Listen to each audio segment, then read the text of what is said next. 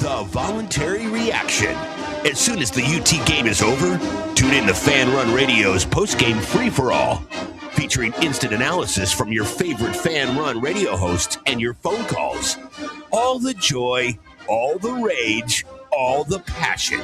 Win or lose, it's must-hear radio. The Voluntary Reaction. Raw, unfiltered, real.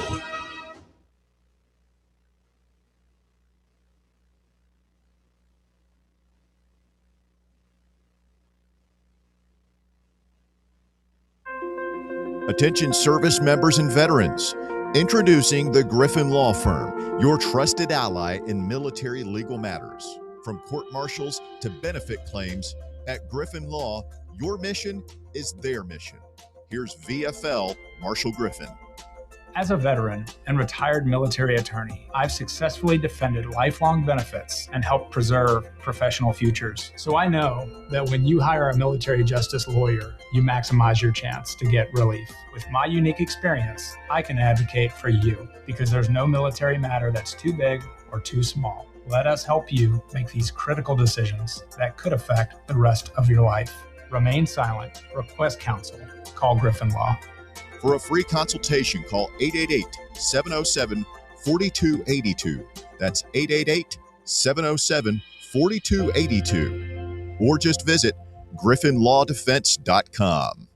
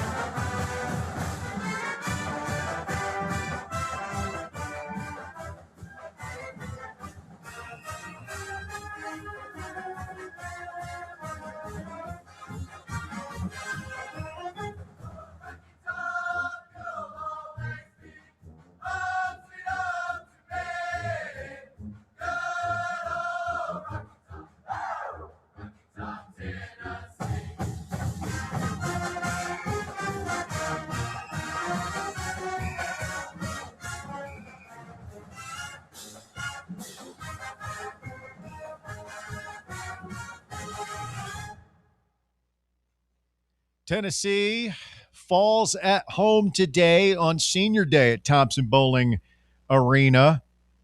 86-82, the final against Vanderbilt, as Nate Ament unable to go to Tennessee today for the Volunteers, and you got to think that would have made a big difference. Welcome in. It's the Voluntary Reaction presented by our friends at SM Athletics alongside Davey Hudson of Outkick and Bear. I'm Russell Smith, live today in the dejected White Claw Hard Seltzer studios of Fan Run Radio.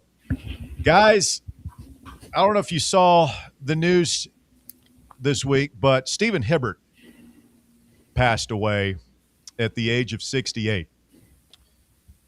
That was the actor who played the Gimp in Pulp Fiction. Bring out the Gimp. And I felt like Marcellus Wallace with the ball gag in my mouth and Zed and his brother going to work on me for about 2 hours watching that game today. That was horrible. Russ, you can't have a first half like that and expect to win the game. I'm amazed Tennessee found a way to score 80 points in this game. They scored over 60 or maybe right at 60 in the second half. You had 22 in the first half. It's just, I don't see how you don't get up for this game. We'll get into this. Who knows whether they were up for it or not. We had Greg Polinsky on the show this week, and we asked him about the challenge of, it's senior day, and you come out there on the court, and your mom and brothers and sisters are there, and you get the framed jersey and flowers, and Barnes comes out and hugs you, and you're crying. You're an emotional mess thinking about the last 4 years, or in the case of Felix Arpar, 2 years, Jacoby a year, whatever. Yeah. You're thinking about your college career, and then you got to go sit on the bench for a couple of minutes and process that, and then come out, flip the switch, and play. And GP was saying like he was watching Houston play this week. They had their senior day Wednesday against Baylor, who we know is not very good. Terrible. And immediately spotted them 10 points, and just like they were behind the entire game. And they came back and won, but it was ugly, and it took a while. And we have that today. They came up just short. Like tip off, they go right inside to Felix, that Okiriki guy, and he just like slams into him. And Felix gets like knocked back 5 steps, like underneath the basket. Never seen Felix get knocked back like that. I heard you say before. That on your halfime chat, and I agree. Go ahead. Sorry. So he gives a bucket. We come back down. Jacoby's a mess today. Another Felix took a while to get going. Jacoby took a while to get going. I don't even know if Jacoby got going. Tyler Tanner was the story. I mean, he won the point guard battle by far today. He had 25 points, 3 rebounds, 3 assists, where Jacoby had 17 points on 5 of 22 shooting, including 1 of 11 from 3-point range. So he made his 5 turnovers for Jacoby. So like the things that we hang our hat on, rebounding, we did it, but like the first 10 minutes they were bodying us on the boards. And the thing that's been our bugaboo, the turnovers, reared its ugly head again. And, you had the 12 assist game from Jacoby Tuesday night at South Carolina. He ends up with 4 assists. I checked before. He had 2 assists with like 4 minutes to go. 4 assists and 5 turnovers today for Gillespie. Yeah, I will say in the second half, one of the big things that allowed Tennessee to get back in this game was they stopped turning the ball over. But, it's one of those things. We always hear the announcers talk about it. We discuss it. It's like, this is such a great rebounding team, and it's like they're the best offensive rebounding team in the country. You know why that is? Because we can't shoot for shit. Yeah, we get a lot of me bounds. That is true. That is true. My goodness. I said it at the beginning of the year, and I never really wavered from it. We are a shooter short this year. Can you imagine, Davey, if you had a healthy Nate Ament being an everything guy, Jacoby running the show, and then another spot-up shooter on the outside who could really fill it up? We're having a completely different conversation about this team and its ceiling right now. Yeah, 100%. I also look at it, I know a lot of people are going to be like, listen, this falls on Rick Barnes. A lot of people say it's roster construction. We know he actually tried to get a couple of shooters in the portal this offseason. He just failed to land any of them. So you can chalk that up for however you want to like break it down as far as like where that all fell apart. But you look at this team and you just know March is about guard play, and Jacoby's not playing well. He's incredibly inefficient. And I don't see how this team can string together multiple games where you're getting solid shooting performances. And it's not a game. College basketball is not a game anymore where you can just only rely on winning in the paint. And that's one of the most frustrating things, is because Tennessee's been able to dominate in that fashion. We talk about the rebounds, but when it's all said and done, you look at the stats and what's in the box score. Tennessee just doesn't have what it takes to win in modern college basketball at the level we wanted to. Yeah, it's great for, being a fringe top 25 team, but if you want to actually make hay and make the Sweet 16, this ain't it. We're spoiled. I mean, we've got an NBA guy on the team this year. We didn't get to see him today, but we're a ranked team. We're solidly in the tournament, capable of beating anybody, as we saw against Houston earlier in the year. But this team is not as good as the past two, and that's going to stick in some people's craw. All right, here we go. You want to get in with us today? Go ahead and take a shot. 865-966-3435 is your phone number to get on board the Voluntary Reaction. You can call us. You can text us at that number, 966-3435. We are streaming on YouTube. Shout out to everybody watching there. Please hit that thumbs up button. Give us a like. If you are not subscribed, please subscribe so that we can continue to grow these things and do more programming for you. 865-966-3435. People not happy on the YouTube chat. Got Melt 5832 says, get Jacoby off my team for the love of God. Then he adds, he's worse than Mao. He's worse than Saddam. Wow. Maybe that's overstating a little bit. I mean, it wasn't a very good day for Gillespie or really Bishop. They went a combined 7 of 29 from the field. Smokey Bo says he's a Sour Patch Kid. I don't even know what that means. Chad Morris says, let's be honest. This team just sucks, man. We missed so many shots in a single possession, and it happened all night. This team just freaking sucks, man. Wow. So I get the frustration. I get it. I will say, if you lose out, I don't see a scenario now where you can get the double bye. There might be some weird tiebreaker procedure, but I believe Vanderbilt would have the nod over us at the moment. If you're Tennessee, I think as long as you win one game in the SEC tournament, you're a lock for a 5 seed.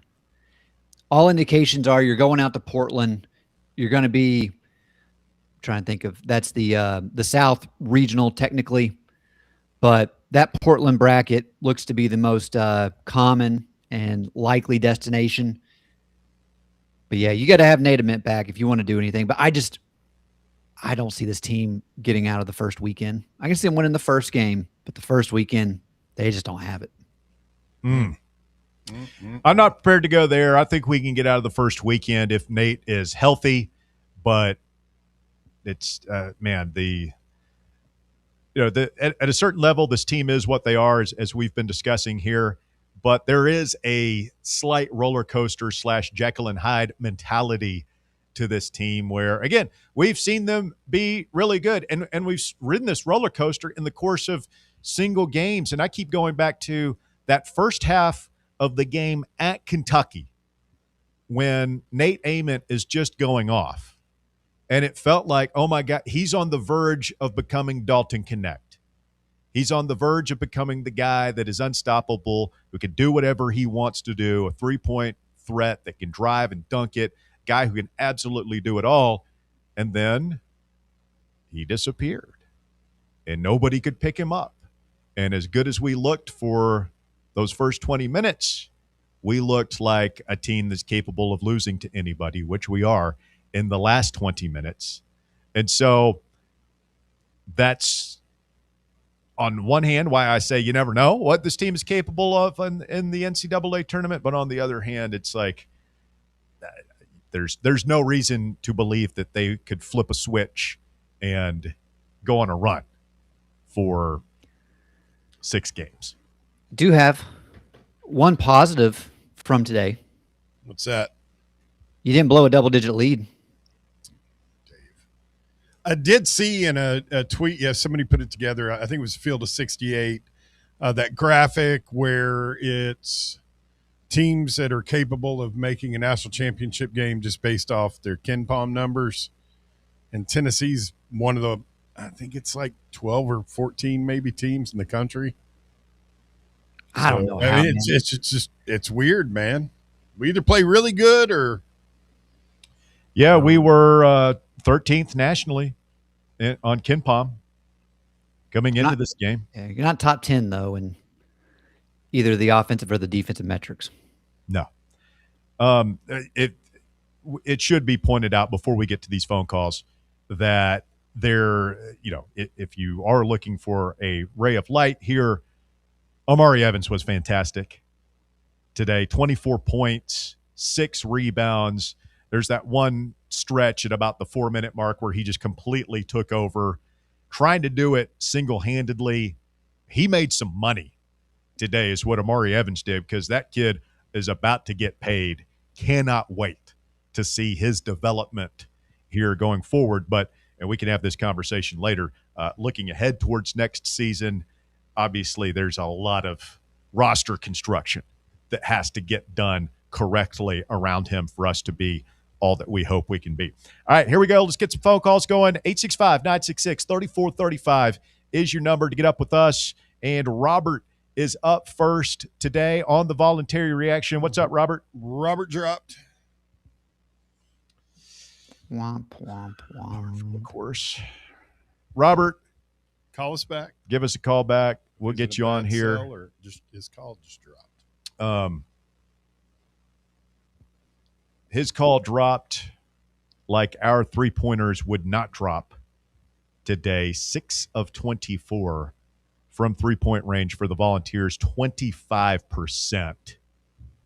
And really, that one possession in the first half where we get offensive rebound after offensive rebound, at least 5 of them. And we missed, I think, 4 threes. I think Evans missed 2, Gillespie missed 1, and then it goes out of bounds, and then Gillespie misses another one. We also had some 2-point misses in there. Goes to Davey's point. Yes, we are a great offensive rebounding team, but we sure do have a lot of opportunities to get offensive rebounds. McAngel Reese, me bounce. All right, is this Robert back? Mm-hmm. Robert, you're on voluntary reaction. Go ahead. Russell, do you remember when senior night players were crying, coaches were crying, and it was a big deal? Not so much anymore. I don't want to sound like the old man in the front porch, but kind of ridiculous now, isn't it? What about what? The senior day? Yeah, like there's no like they're all hired guns. There is no, hey, this guy's been here for 4 years and we love it. This isn't a Tennessee thing. This is just a thing in general. But do you remember that, like growing up? Like, well, we did it last year. Man. We did it last year with Jemine Zakai. Yeah, I remember. I'm a Cincinnati fan. Bob Huggins is crying. Kenyon Martin is crying. Whatever. That's not what I'm talking about. I apologize, but Tennessee's not winning a game in this tournament. They're not. SEC maybe, but NCAA they're not going to win a game. And it is what it is. And obviously Rick Barnes has been great for Tennessee. We probably got to talk about the successor at some point. We cannot have him retiring or leaving late, right? Because we got to get somebody in here, the guy from St. Louis. So I don't know, Russ. I'm just drinking beer and I'm not happy, and I'll just let you do what you want. All right? I'll see you later. I feel you, Robert. Hang in there, buddy. Yeah. Well, the good news is it's not like his son's on the coaching staff. On the other hand, Bruce's son might be available by the time Rick Barnes hangs it up.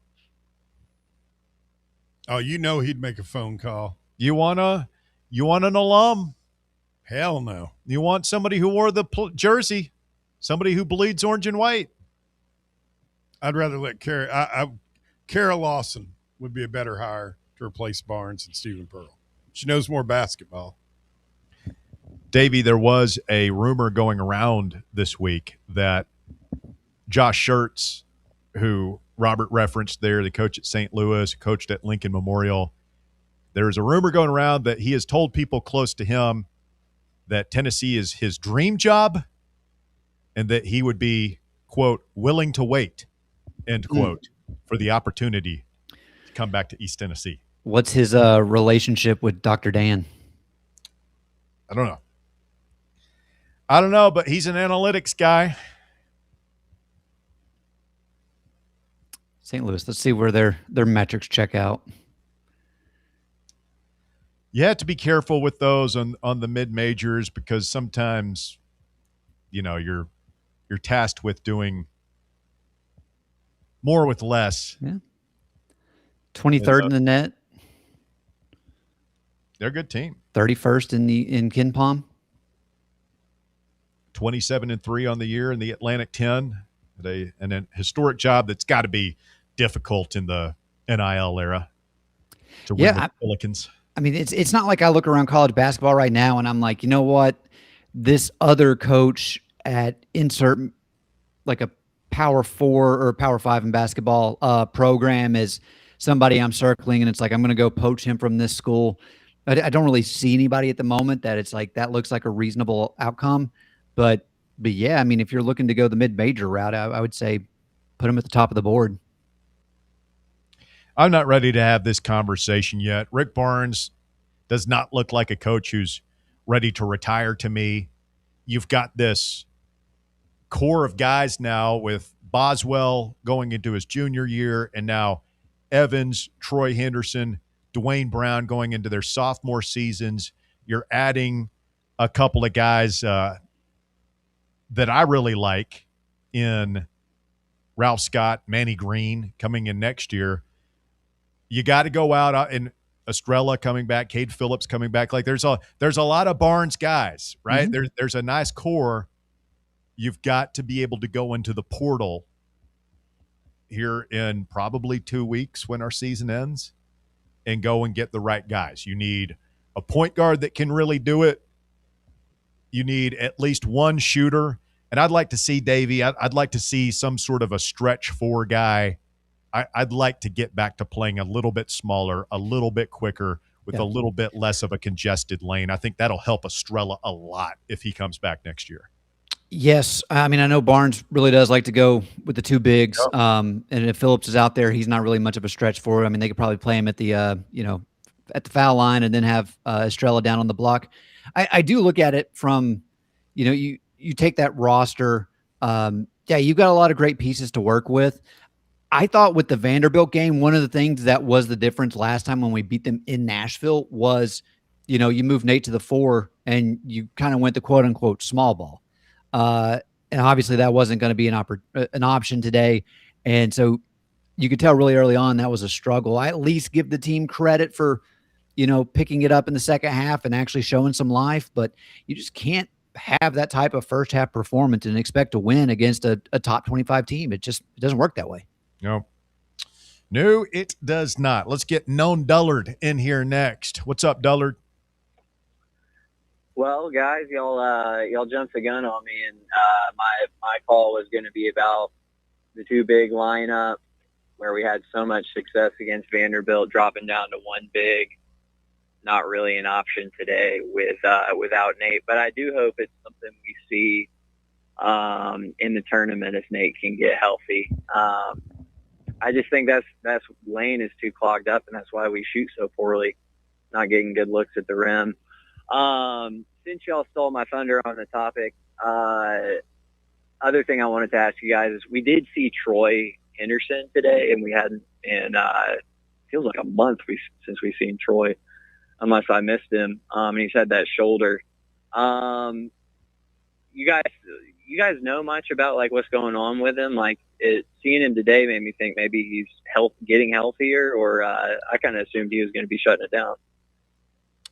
It seems like he's got trouble keeping his shoulder in socket.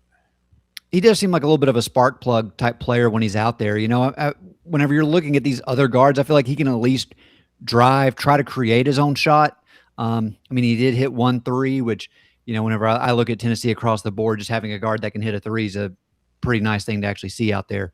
But yeah, it just seems the shoulder injury has been limiting him for well over a month. He's missed multiple games because of it. Just trying to play through it. Obviously re-aggravated it today. They had to stop play to take him out. But long term, I mean, that's something that I would imagine probably going to have an operation on in the off season, and hopefully you can get him right because, yeah, I mean, he can shoot it. And what are we doing here? He could shoot it a lot, and yeah, he's got some point guard skills. So another point guard who can shoot, who has some dog in him, it's pretty exciting. What do you guys think about? Doesn't Carey have a year left? Do you think Carey comes back? I feel like he's probably a guy that's getting overpaid, and I've basically written Carey off as a waste of a roster spot, which might be a little harsh. Yeah. But I don't know. You guys think he's back? Who knows? I mean, he played 12 minutes today and got 5 rebounds. That's it. That's his only marks in the scorebook today. Did not attempt a shot. 3 fouls in 12 minutes. And here's the thing, like, remember the conversation around Jalen Carey after the first game at Vanderbilt was like, he played pretty well. Like he made a couple of shots, collected a bunch of rebounds, was by no means dominant, but it was like, man, if we can get that kind of performance out of him every game, we would take it. And obviously that has not happened down the stretch. I do think, Davey, you got to give Vanderbilt, Mark Byington, who's a fine coach, you got to give them some credit. Like they knew without Ament in the lineup that they could just pack it in around the rim and force somebody not named Jacoby Gillespie to beat us. And credit Amari Evans for showing up in a big way. Mm-hmm. But that was a good game plan. They weren't going to let us just destroy them with lobs inside, and we couldn't take advantage from the outside. Yeah, I only remember one alley-oop, and it really wasn't even a conventional one. But, yeah, I mean, credit to Vanderbilt. It was the other thing, too, where Tennessee would make a little bit of a run, and they just always found a way to answer, whether it was a three, getting fouled, going to the line. Free throws were another issue for us today where, you know, like Amari had a great game, but there were multiple times where he missed the front end of a 1-and-1. And you look at Tennessee from the line today, if you know, they had been, and Vanderbilt was like, I think around 84% from the free throw line with over 30 attempts. So that was a big factor. And we shut our average. Yeah. It's just, you look at all those missed opportunities and it hurts you, man. It's just, and again, that's the problem with this team. It's just shooting. It doesn't matter where it's at on the floor. They just struggle to score. It really is remarkable that, you know, Tyler Tanner walks like with about 30 seconds to go in the game. Like we had it down to 4. Mm-hmm.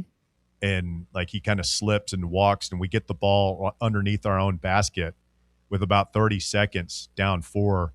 And I think like Gillespie took a 3, which I don't have a problem with. I know some people say, well, you just need a 2 there. Let your best player shoot his shot. Like I'm fine with that. But man, the fact that we even had that opportunity with the free throws, the turnovers, the lack of post presence, Jacoby being off, everything that went wrong, the fact that we even had that opportunity is mind-boggling. And we're never really – I mean, I guess we've gotten blown out, once this year, Florida? They blasted us pretty good. I give them that. Never really out of a game. We've blown some big leads. Is this the most we've given up on to a team this year, points-wise? Or I guess Arkansas had 86.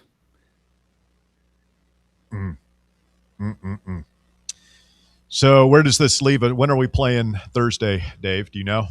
I don't. There's still too much to happen as far as how everything's going to shake out with all the teams that are, right around that 11-7, 10-7 mark. But we're not getting a double bye, right? No. I guess the farthest we can fall at this point would be 7th. Right? Yeah, 7th. So Missouri looks like I don't want to say they've locked up 8 because Kentucky's likely going to lose to Florida. I would be surprised if they get a win there. Florida's playing great, so you're more than likely going to be 5th because you would technically own the tiebreaker over A&M, and they play LSU. So if Kentucky loses and A&M loses, you're for sure 5th. But even if Texas A&M wins, you should still stay in front of them. So I think Tennessee will be the 5 seed. Just predicting what's going to happen. What time? When? Thursday. Give me 1 second. We'll be at Smoky Mountain Brewery in Turkey Creek on Tuesday doing the drive. Come out and see us. Maybe I'm crazy here, but I think this team can make a run. I think we can get out of the first weekend. If you get out of the first weekend, anything can happen. Sure. I think if Nate Ament plays today, we win. Yes, absolutely we win. That's why I'm not that upset about it. We were down one of the best players in the conference. What was the most upsetting loss this year? Was it? It's one of the Kentucky games, right? 17, yeah. Kentucky 17. On the road or here? Was 17 here? 17. Yeah. I think so. Yeah, I mean, it's got to be the Kentucky. Yeah, one of the Kentucky games. I mean, both of those. That's the most emotionally frustrating. But, Davey, we talked about this on the show this week. That Syracuse game is the one that dings you. Yes. Because that's the only non-quad 1 loss that we've had this season. It was a quad 2 loss as of this past week. I don't know where they end up, but that's the one. Like if you win that one, you're probably on that 4 line coming into today. I don't know if we'd be able to hold it together the way we played down the stretch here, but that's the one that really dings you. The Kentucky ones hurts more though, for sure. Yeah, I mean, Syracuse is a 500 team playing in a bad ACC. They're 14th in their conference. I just I get it. You're on the road, but man, they're just a terrible team. It does look like we will be, if we are the 5 seed, we will play at 3:00 Eastern on Thursday. So that is exactly the time the drive starts. So as you all are well aware. I don't know, man. That Alabama game, was that last Saturday? Yeah, that's that one sticks in my craw pretty badly too. It's bad, but you can at least justify it by losing Nate. Yeah. Rumors circulating now on the message boards that Tennessee had multiple guys. We know Bishop Boswell did not practice yesterday, but rumors are that there were a couple of guys that might have had the flu bug today. Well, I know because at one point I saw D'Arval tweeted about it that they had taken Bishop Boswell up the tunnel. Well, I'll be interested to see what Barnes isn't going to make excuses, but I'll be interested to see what he says in the post game if he addresses that at all.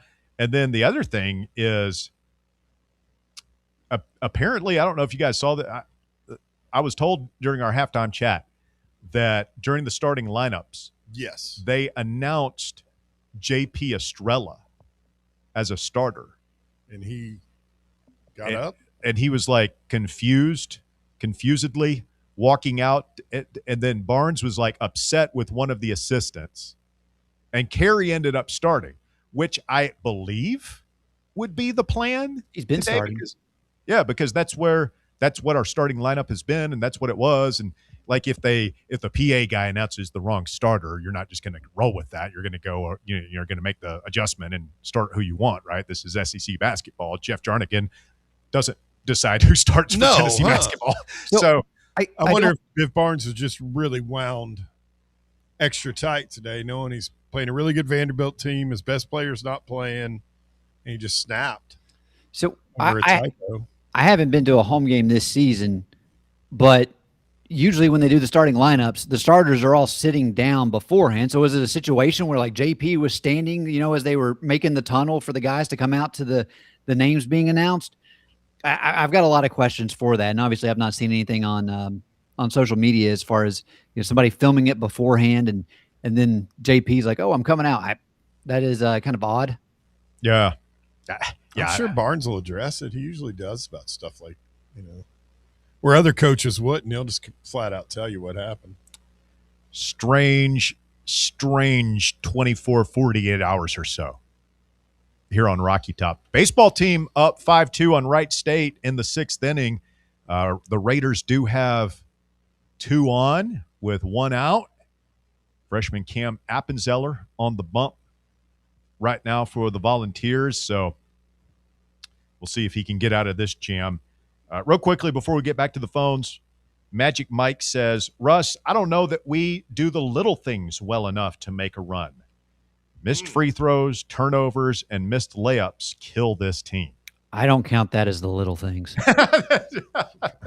What are the little things then? Little things are just like hustle plays, Setting a good screen. Setting the screen, always being the first to a 50-50 ball. Making sure you're in good position. Yeah, making layups and free throws, that's the basics. Interesting. Jesse is in Nashville. Good afternoon, Jesse.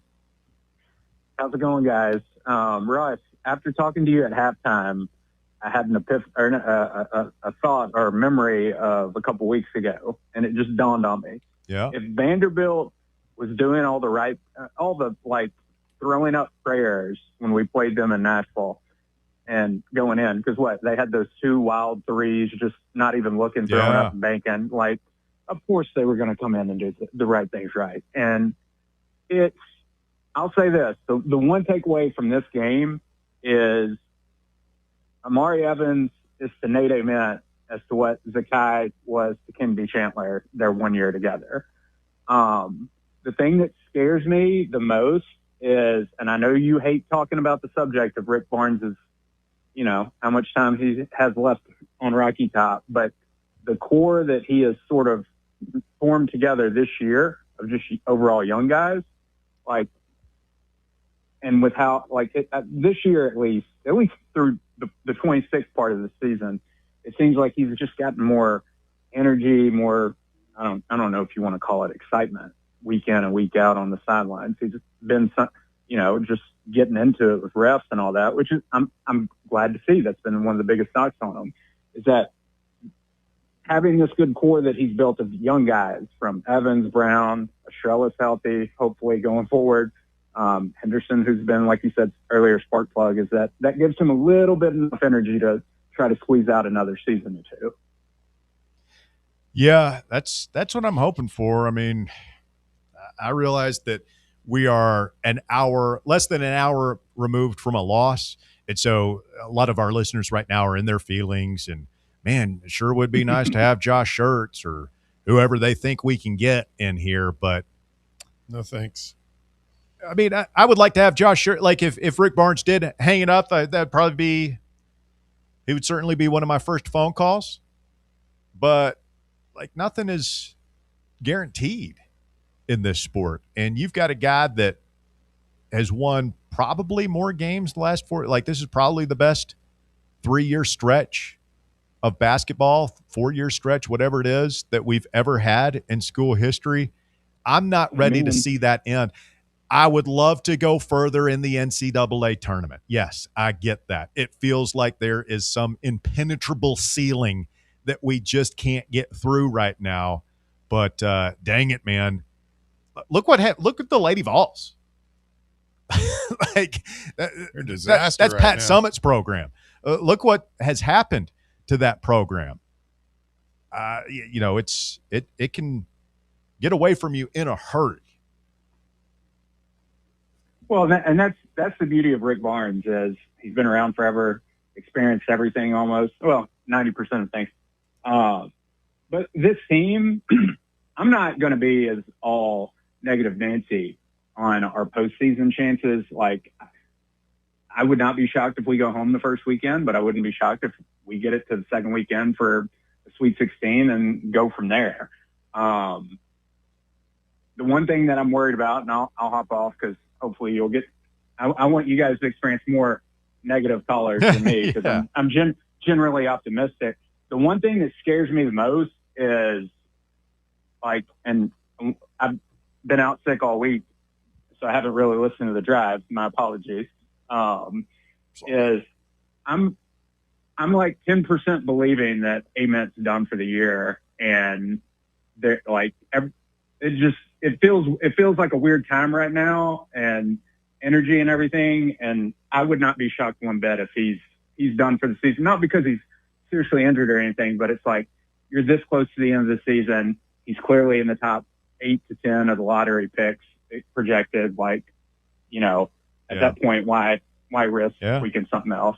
Davey, go ahead. If I had to pick someone on my hot list to replace Barnes, it'd be Fred Hoiberg. Make a run at him. Just make sure that Danny Dimes takes away everyone's cell phones when we have games. That way, there's no health risk to Hoiberg. Have a good one, guys. Thank you, Jesse. Appreciate it. What's the deal with the cell phones and Hoiberg? Hoiberg hit a kid's hand who stormed the court and got his phone right up in front of his face. Oh yeah. And that was the whole thing. I mean, Hoiberg, I was just looking this up because I don't remember him doing anything that's, related to being in the Southeast. He's a Midwest guy through and through. So was Bruce Pearl. But right now, I mean, would you leave Nebraska to come here? You got it running. And it's one of those things to where, listen, Tennessee obviously has a better basketball program than Nebraska, but I mean, that's a fan base that's just starved for winning, and they're not getting it in football. So, yeah, I don't know if we could pluck him away from there. We would have hired that Bucky guy if he were still around, or if he were still at Samford. That seems like a Danny White hire, doesn't it? Josh Schertz seems like a Danny White hire. Doesn't it? I do think the more I look at this, I just see Tennessee playing, obviously being the 5 seed, and then if you do win, whichever team wins their game Wednesday, you're going to play Vanderbilt again Friday in Nashville. I'm here for it. With Nate, I'm here for it.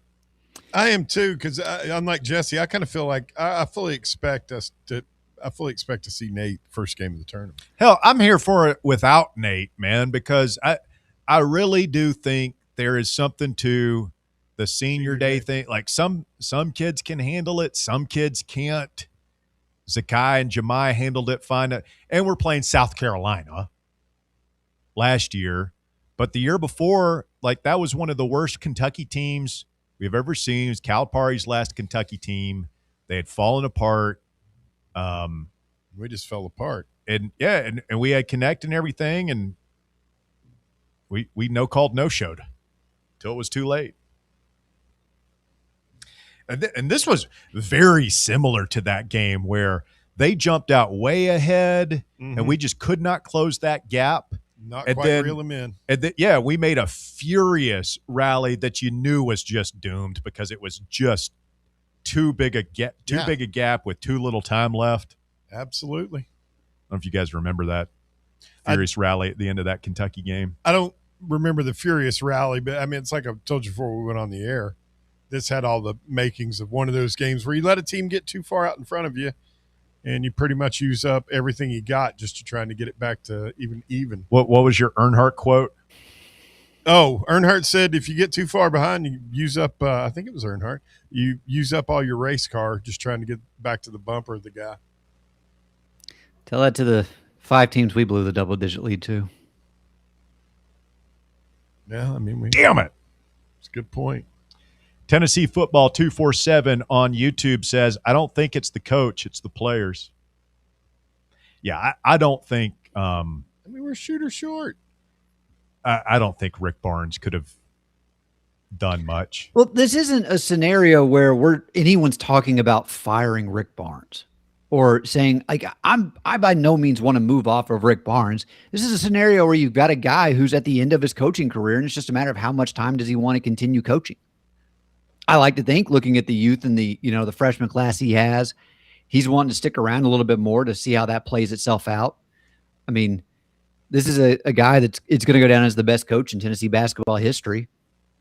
So I don't see him wanting to. It's just, I mean, it's a legitimate conversation. Oh, yeah. Elijah Roberson on YouTube says, you mouth breathers are talking about hiring new basketball coach, but you forget Rick Barnes took us back-to-back Elite Eights. Again, I don't want Rick Barnes to retire, but the man is 72 years old. Like, you have to retire soon. Yeah, you have to have one eye on the future at all times for this thing. So, I mean, that's just a natural conversation to have as far as I'm concerned. It's not nobody on this show, I don't think, wants to see Barnes leave. There might be some callers out there. Everybody's entitled to their opinion, but you can hope that Barnes stays for many more years, which is my position, but also recognize that he's not going to stay for many more years because he's old. And so we're going to have a new coach here at some point, and like talk radio is for nothing else if not speculating on who the next coach is, no matter what the sport is. Graphics by Woogie says, fire everybody. Volfan 1989 says, Hoiberg has a pacemaker. Phones can trigger it shutting. Is that true? He's got a pacemaker? He does. I know he talked about that in the post-game presser after the incident. Which is kind of funny because like Iowa actually was the ones that released an apology because it's after Iowa upset Nebraska. Yeah, that kid should not have been out on the floor, up in his face like that. But I mean, are you telling me that dude's life is in constant jeopardy of somebody bringing a phone up to him and killing him? Sounds like it. Barry, you're the doctor. I have no idea. The only thing I ever knew about people like that is you got to be careful around a microwave. It's got those signs. Like if you see a microwave in public, you never notice that. So I don't know if new pacemakers now where that's not an issue, but that was a big issue. If you had a pacemaker, you couldn't get anywhere near a microwave oven. It would. Google it. I don't know what it would do. I don't know if it shorted it out, caused it to fire off. So if we're in a close game with Nebraska in the NCAA tournament and somebody sneaks a Toshiba down there, a little microwave, it breaks out the extension cord, fires that bad boy up for some popcorn, and like all of a sudden, like Hoiberg's just going full DeMar Hamlin. He's out there on the sideline. Okay, this is from the U.S. Food and Drug Administration. Cell phones can rarely interfere with pacemakers by triggering, this is in quotes, magnet mode, causing them to temporarily malfunction if held directly over the device. The FDA recommends keeping cell phones, especially newer models with strong magnets, at least 6 inches away from pacemakers. It also says, do not carry a phone in a chest pocket or a shirt pocket over the device. Who does that? Yeah. It's awful heavy. I don't know, man. I think about like, are we all going to have testicular cancer here in a couple of years because we've all been walking around with cell phones in our pockets? I don't know. I wonder about all those Bluetooth earbuds that everybody's keeps crammed down in their ears 24/7. Good point. I mean, that's emitting some kind of type of field. Here for a good time, not a long time. You don't want to be on your deathbed, though, here in a few years instead of many years, thinking, man, was it really worth being able to listen to Creed while I was grocery shopping? Sure would like to have a couple of years here tacked on at the end. I feel like that's something some other people would have already started to go downhill. I'm not saying there's not a link. I just don't view it as a serious one. 865-966-3435, your phone number. Tennessee goes down in a blaze of non-glory today at Thompson Bowling Assembly Center and Arena. We have seen Jacoby Gillespie for the last time in TBA. We have seen Acapara for the last time. We have seen Nate Ament for the last time at Thompson Bowling Arena.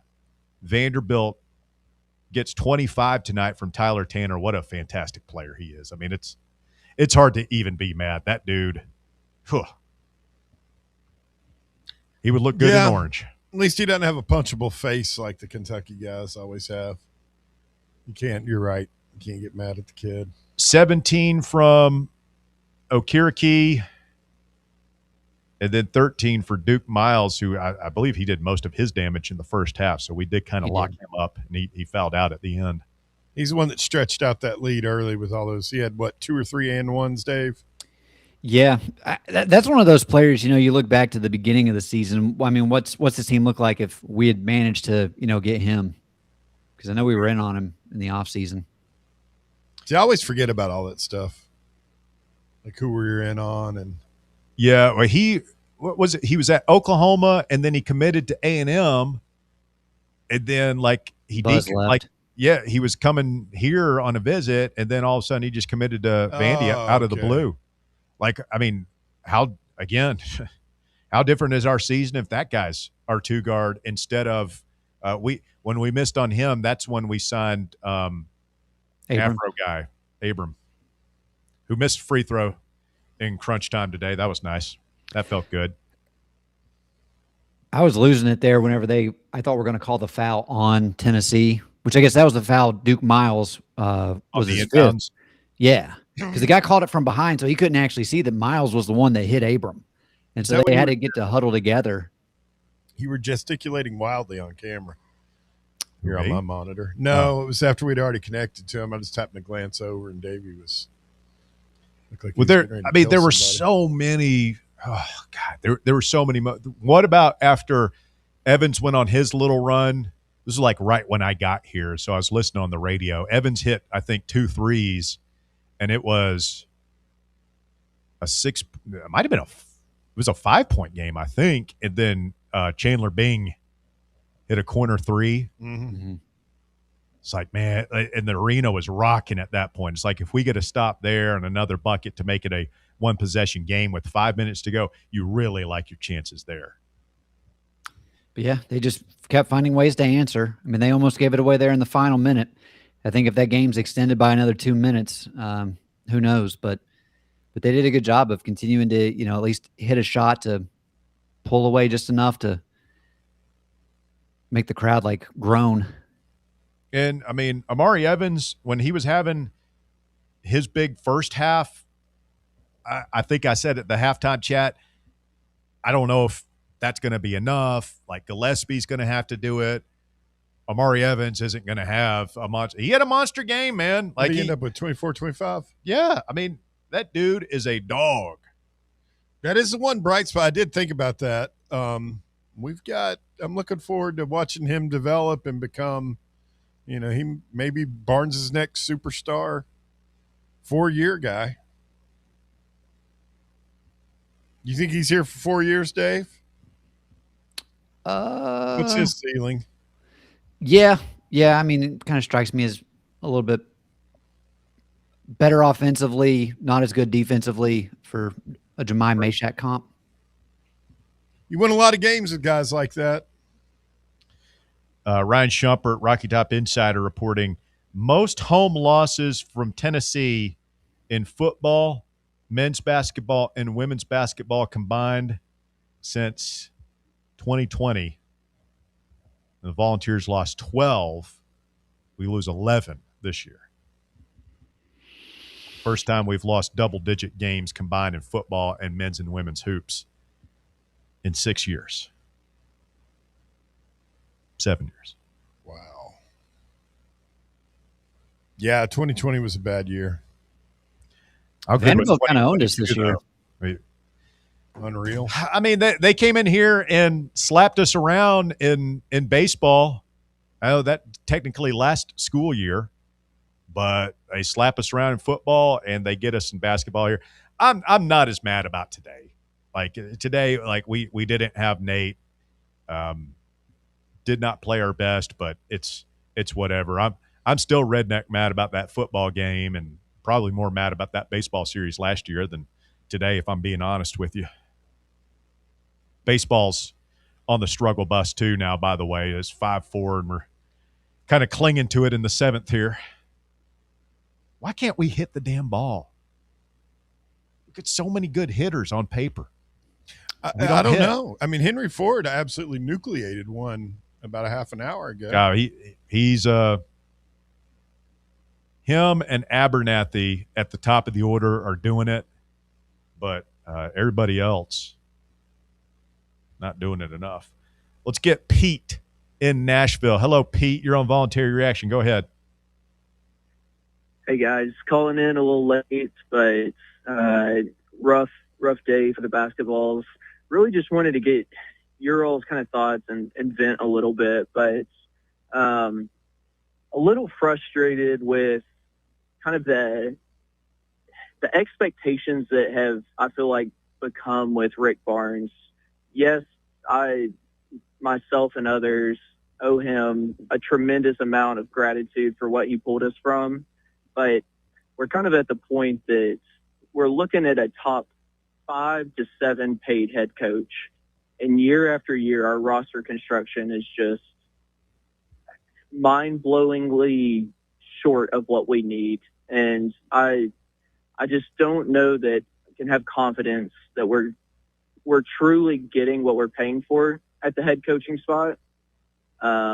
Would be curious if you all think that he has provided that level of pay or that level of performance for what he's getting paid. Is him pulling us out of the dark days enough, or are we just continually getting a little short of what we're paying for? The money in college athletics that we pay to these coaches is so out of whack and has been for so long that I just don't look at it that way, Pete. In my opinion, is he? I don't even know what is he getting? $9 million a year or something? Yeah, I mean, no, he's not worth that. Nobody's worth that for coaching basketball, but you're worth what somebody's willing to pay you. And we decided to pay him that a long time ago. And Danny White gave him the lifetime contract, and it's whatever. My position is, I am not confident that we could hire a better basketball coach than Rick Barnes tomorrow. Yeah, if we had to. And so I prefer to. I understand there are better basketball coaches out there. I get that, but like, we can't convince Dan Hurley to come here. That's not. Kentucky couldn't get him to come down there, so he's not coming here. So I'm a bird in hand kind of guy. You can say I'm overly conservative. I'm not. I don't value. You say whatever you want to say. That's how I feel about it, Davey. Yeah, I don't know of another coach that you could go and it be a reasonable expectation where it's like, hey, this guy's going to get us to back-to-back Elite Eights. I don't see anybody out there whenever you look at the history around Tennessee athletics. And the other thing too, and you got to remember this for the sport of basketball. When it comes to the SEC, there's really one exception where you are a basketball school over being a football school, and that is Kentucky. And so that does play a role in it. We have seen the SEC take that leap when you're looking at being a premier basketball league. I mean, we had 14 teams for the SEC in the NCAA tournament last year. But I just don't – I'm with Russ where it's like I don't necessarily look at the money in that regard, because if you don't pay it, somebody else is going to. So you have to do that even if you just want to be remotely competitive in modern college athletics for revenue-generating sports. Hey, Davey, did you see – Chris Lowe's note this week that Texas had reapproached Rick Barnes after I'm not sure if it was this past offseason. It was within the past 2 or 3 years whenever their job was open, and asked him about his thoughts on coming back. No, would this have been – well, I guess this would have had to be after they fired Rodney Terry. No, because with the way with Beard, it going down, it's like they kind of had to give Terry the job because I think he got Texas to, what was it, the Elite Eight. So it would have been after they fired Terry. And I can't even, I don't know. Listen, like Rick Barnes and Rodney Terry have a really great relationship. So I can't see Rick wanting to do something like that for like a former disciple. I don't see him leaving here, even if it wasn't. Once we kind of got through the UCLA situation, I was like, this guy's going to finish his career here. Anything else, Pete? Yeah, just one more thing. So curious if you all see this as being the big factor of where we're coming up short, because this is kind of where I stand at the moment. Like, Nate Ament's a great player. He's definitely like had a good stretch. The injury, not much you can do about it. But when looking at the roster construction, knowing that he got $3 to $4 million is what's reported. I've heard insiders say that he got more than Dalton and Chaz combined. He should. He should. I'm going to interrupt you right there, Pete. Like, he should. I mean, when you look at what Dalton was coming from, what Chaz was coming from, I would pay the 5-star freshman that everyone's projecting to be an NBA lottery pick more than guys that played at lower level college basketball. Fair enough, but maybe that's our answer. That in future years, that's not the fish to be going after. That just feels like if we could have got 2 or 3 guys that really could score the ball, let's say 80 to 90% of his level for $1 million, $1.5 million a piece in there, it feels like this is a totally different season. Yeah. I mean, that's the goal every year. And I think that was the goal this year, Dave, was, they obviously had a lot tied up in Ament, and they had a lot tied up in Jacoby, and they were shooting their shot with Rodney Rice, with Duke Miles, with the kid who ended up at Louisville, who went from Virginia to Louisville. First of all, Ian McNeely. Yeah, we were looking for that third guy and just couldn't get it, and ended up settling for Amari Abram, who obviously was not on that level. But I would imagine we'll be back at it again. We'll have a big bag this offseason because you're losing Jacoby and Nate. So I've already heard that they're back in on Rodney Rice again next season if he wanted to come here, as well as a couple of other guys. So very interesting. Yeah. Well, hindsight's 20/20, but it feels like there's a lesson learned this year. So we'll see. We will see indeed. Thanks, Pete. Ball fans in Nashville not doing well this afternoon, I'd imagine. No. You getting rained on over there, Dave? Yeah, it was storming earlier. It's been pretty, consistently coming down, I'd say, the last hour, at least where I'm at. I mean, roster construction, that's just, in the form of modern college athletics, which, we'll see what ultimately happens. They had the college sports roundtable at the White House on Friday. And Trump is obviously saying, like, hey, we'll have an executive order. I am curious to see if anything comes from that, or if it is just simply a, photo shoot opportunity. But if that does change, it's fascinating watching how, the portal NIL has led to the changes in roster construction. And we'll take football, for example, because at first everyone's like, Ohio State, just go out and pay, as much money as possible, build through recruiting, and you're good. Then the next year it just changes. It's like, all right, we're only going to have juniors and seniors, and just go out and get guys that are 23 years old, come here and just be incredibly disciplined and just go get a great quarterback, and we'll win the national championship as a school that's never been relevant in football as Indiana did. So I like the strategy that you see around, but there's no one right way. I mean, Duke didn't go out and get a single transfer this year. It's just guys they had on the roster last year and then true freshmen. You nervous yet, Dave? About, like, with this team, I'm not nervous for today. I mean, Wilson's out. Caleb Wilson playing in Cameron, that should be in it, but it's Duke, Carolina. You never know, Dave. Duke's a 17-point favorite. Had they not lost in Carolina, I would be a little bit more nervous, but I don't see this team dropping it. Right now, Duke's team last year obviously fell short in the Final Four. According to KenPom, that's the greatest team ever assembled. This team's even better than that. Okay. That's enough of that. 865-966-3435 is your number. If you want to get on the Voluntary Reaction post-game show here tonight, 966-3435. We do have thunderstorms headed to East Tennessee tonight, So we get a little preview of that from Davey in the Mid-State here this afternoon. Thursday is supposed to be rough here in Nashville. I'm just giving you a heads up in terms of if you are coming to the SEC tournament. Temperatures are supposed to drop to, I think the high on Thursday is only 53. Got up to 80 yesterday. So just bring a coat. Did you guys see this nut job on the flight from Nashville today? Drunk guy that claimed he had a bomb. I saw them hauling some guy off. Was that what they had to it divert wasn't like Atlanta? the normal TSA people. This looks like, the Atlanta SWAT team. What did you they got the signs there. It says, don't joke, no bomb jokes on the plane. Who knows? I believe it was a flight from Nashville, Southwest Airlines flight from Nashville to Fort Lauderdale, had to divert to Atlanta. Yeah. A lot of videos coming out. I'm watching the video. Yeah, videos coming out from passengers on there where they're like heads down, hands up. It's kind of like the that's what they shout the same thing over and over.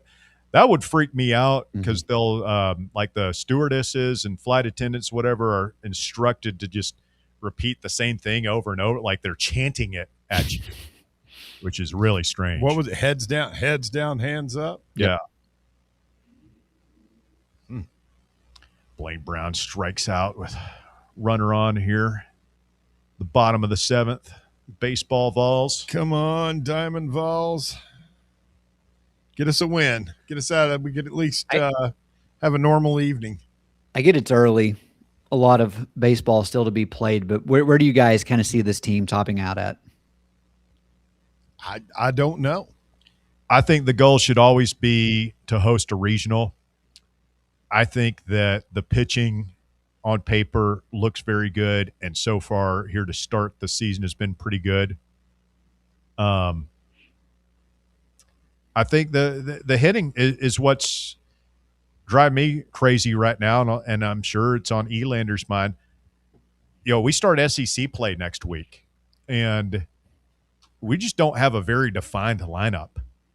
Other than Henry Ford at third base and Reese Chapman in right field, every other position, like you don't know who he's going to pencil in there. And this is not to be critical of Josh Elander, because not only does he have the big shoes to fill in his first year doing it, but it's also the first year of the 34 scholarships.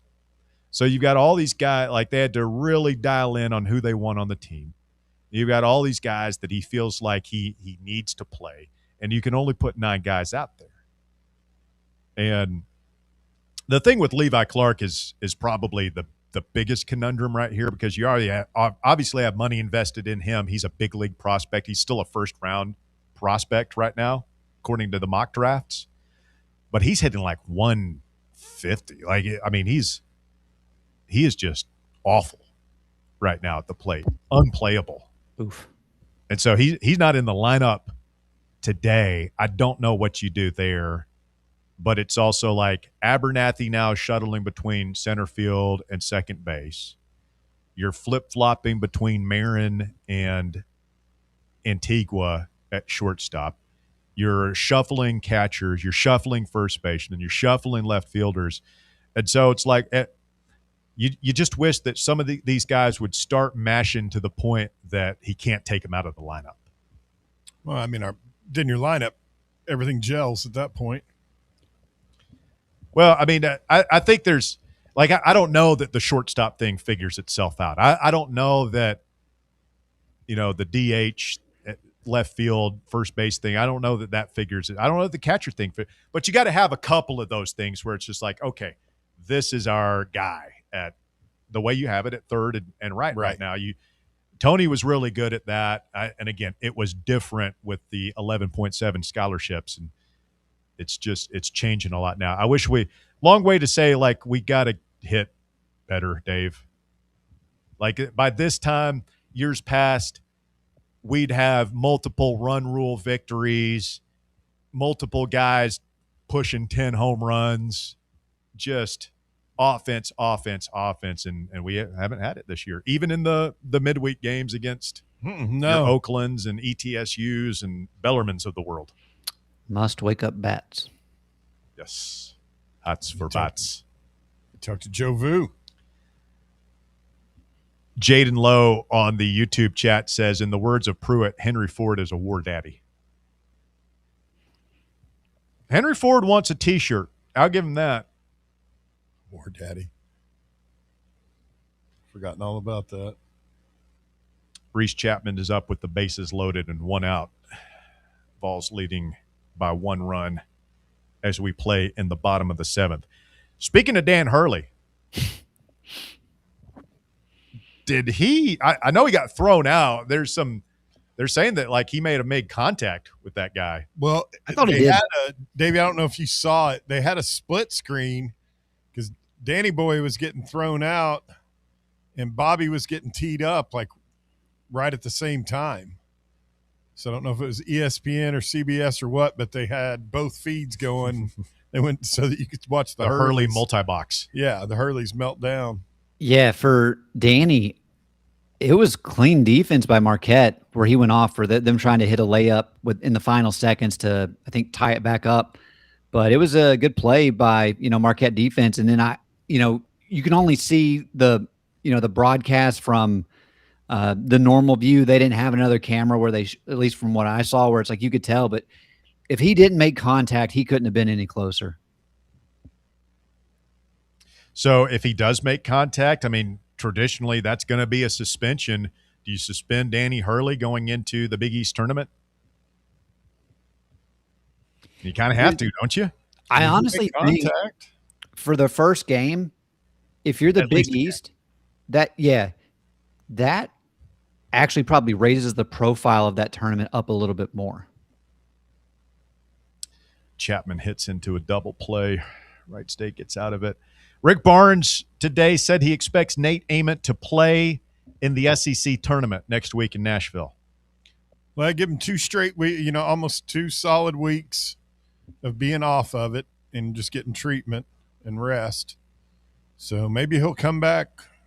I mean, what would be – I don't think there's any way he's going to be 100% the rest of the year, but 80 or 90% of Nate is better than what we got now. Barnes says, quote, I expect him to play. Like I've told you guys, Nate wants to play. Obviously, we are going to listen to our doctors and play the long game with it, I guess is what we would do. Nate is a tough kid. If it were up to him, he would have played at South Carolina and would have played tonight.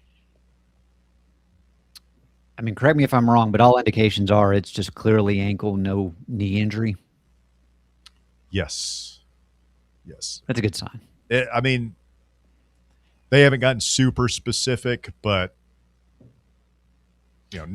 Rick mentioned a high ankle sprain, like that's what he said this week, and GP said on our show, it was actually after the Missouri game, said that it was more of an ankle than a knee. He said that he sprained his ankle. Well, I mean, his whole foot got twisted up underneath him. I guess it just aggravated his original sprain. And it just goes to show I don't want to say flukiness of it, but if Nate plays, you probably beat Alabama. You probably win today. You might be on what? What would that be? A 7-game win streak? We would be the 2nd seed in the SEC tournament. Yeah, the fan base would like we wouldn't be talking about Josh Schertz. We would have had more than 4 phone calls. Everybody be in a great mood. Yeah, I mean, and that's what I'm saying. That's why I'm just not getting that upset about it because, unfortunately, a freak accident did happen, and our best player's been out. Probably a lock for a 4 seed at that point. Absolutely. So right now, according to Lenardi, I don't hate this. It's Tennessee versus Stephen F. Austin in Portland, followed by Virginia as the 4 seed and North Dakota State as the 13 seed. I'd sign up for that right now. Yeah, when I look at all the other in Portland. Yeah, when I look at all the other like 5-12, 4-13s, like I feel like that is the most favorable situation. What would be a bad one? Well, I mean, just as far as like looking to that next game, I mean, right now for San Diego, which is in the in the West bracket. You got North Carolina as a 5 and High Point as a 12, but Texas Tech is the 4 there. And even though they don't have Toppin, I would still be really hesitant to want to face them.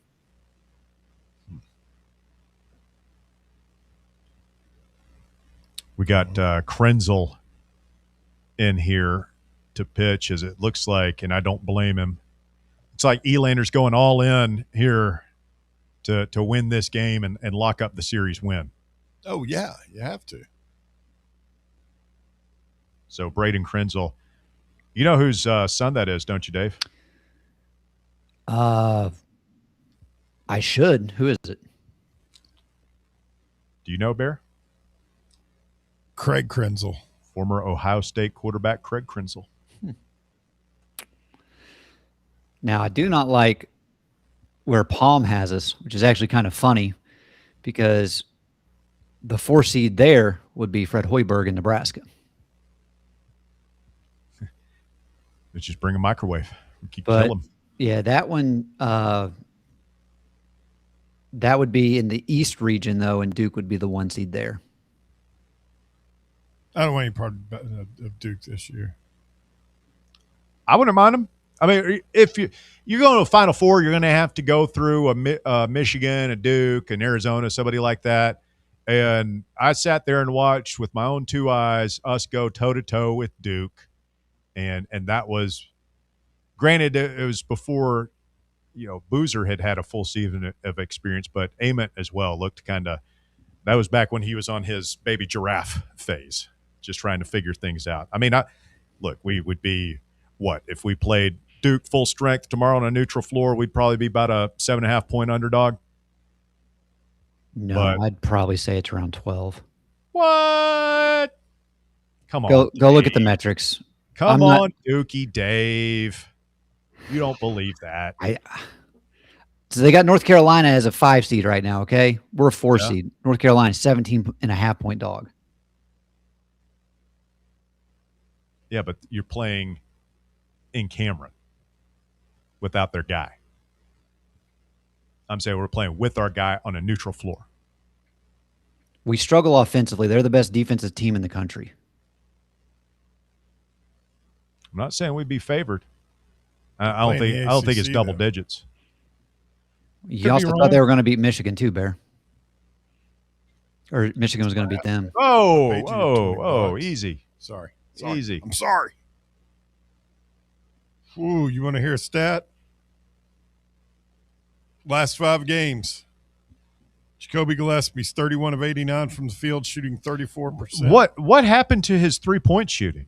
He's 10 for 44 from 3, 22% in the last 5 games. Is that just running out of gas? Is there an injury we don't know about? And he was struggling from 3 before Ament too. So don't tell me that teams are guarding him differently. He had so many open looks today. The most, I don't say it's the most frustrating thing, but one of the many frustrating things about this team is just, man, Jacoby, let it fucking fly, bro. Like, there are so many times when he's got the ball early in the shot clock. We'll never get a better shot than Jacoby Gillespie open for 3. Just shoot it. And he'll pass that shot up. Can't. I mean, that's why we're paying you all that money, is to take those shots. Yeah. Aren't we? I mean, that's the whole reason we brought him here. Paying you good money to shoot those shots. You can't pass them up. I think he's just tired at this point. Legs getting to him. Well, it's going to be an interesting week here on Rocky Top. Don't forget, folks, we are live Tuesday at Smoky Mountain Brewery in Turkey Creek. Come out, support Fan Run Radio. Show a little love. Get yourself some pizza, maybe a cold Mountain Light. Hang out with the boys. It's going to be a lot of fun. And we'll see what happens with this SEC tournament. And, of course, the big dance on the way, Tennessee baseball. Hashtag no off season. Josh Heupel and the boys getting ready to fire it up for spring practice. I believe that starts a week from Monday as well. So it never, ever stops here on Fan Run Radio. Florida pounding Kentucky's eyes shut at Rupp Arena. That will help brighten a day as the clouds start to gather outside the White Claw Hard Seltzer studios. Just think of all those slack-jawed, meth-addled coal miners. They're getting the trailer park ready. Going to hitch up the wagons, head south. Wisconsin has a 5-point lead at Purdue. About 13 minutes to go up there, so eat it, Bob. I think Purdue winning might actually be better for Tennessee. And Josh Schertz, who I can only surmise is distracted by his lusting over the Tennessee job. 25th ranked Billikens of St. Louis trailing something called GMU. What the hell is that? George Mason.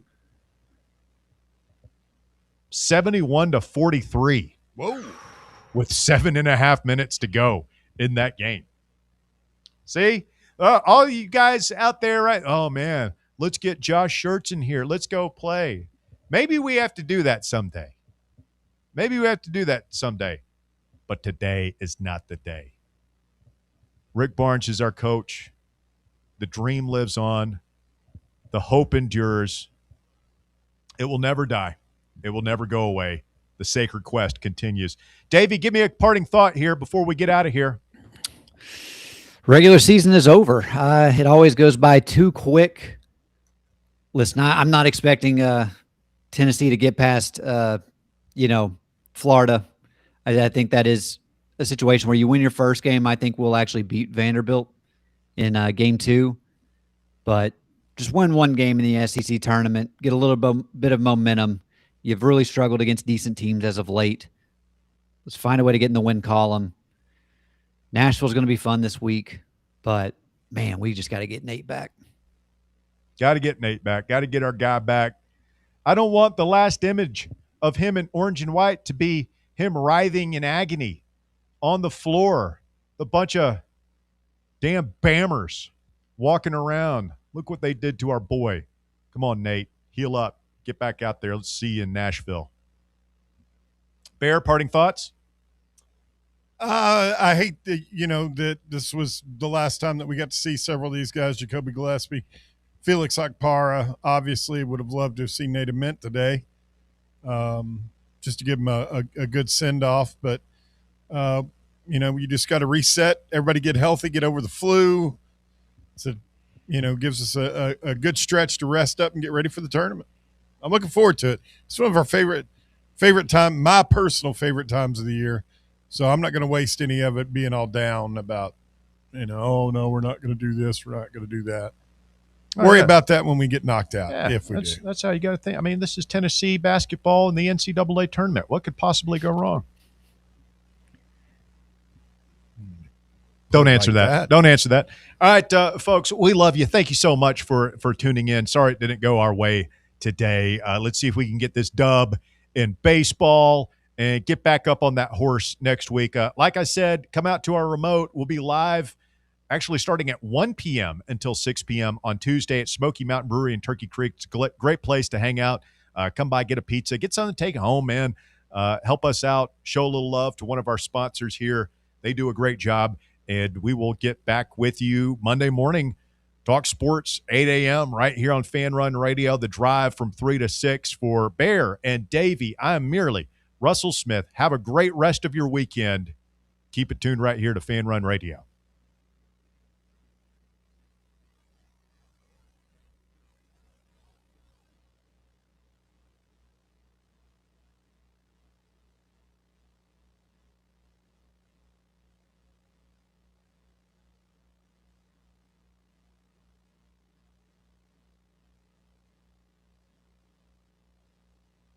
You're expected to be free agents when the new league year begins on Wednesday, but I think the biggest name right now is Kyler Murray. Whoever gets him is going to get him at league minimum, an absolute steal. Where do you see him landing?